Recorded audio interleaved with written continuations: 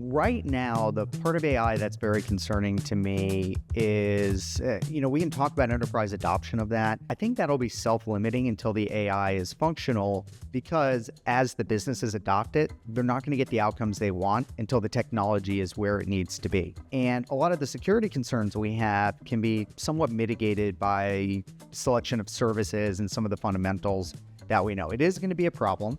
And it is one that we have to keep a close eye on, but we're going to, really have to work hand in hand with the business as they figure out the use cases where AI works. Where I do see big concerns is with the use of AI on both the attack and the defense sides. And on the attacker side, I think it's really going to help the attackers be able to scale their human attacks more. They'll be able to basically use deepfakes, AI-generated voices to fool somebody on the other end to giving up the passcode from the phone.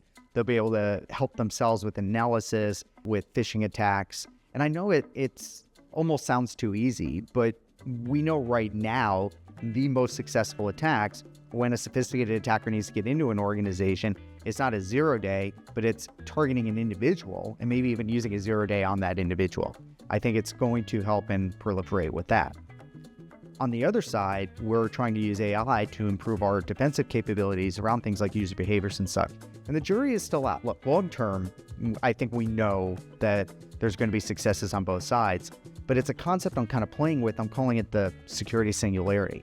Because at a certain point when the AIs are interacting with each other, it's not that they're going to all of a sudden create Skynet, but what we're going to see is that the complexity on the attack and on the defense side is going to be greater than the humans are going to fully be able to understand, because we don't really know what goes on in these neural networks. Even the scientists know that there's emergent properties within the neural networks that are used to generate the various different flavors of AI that are being used today.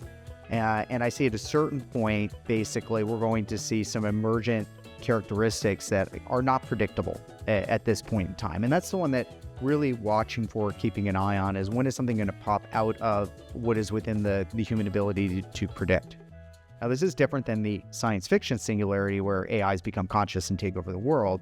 I'm sure that'll happen someday, and I, for one, welcome our new machine overlords, because can't mess it up any worse than we have.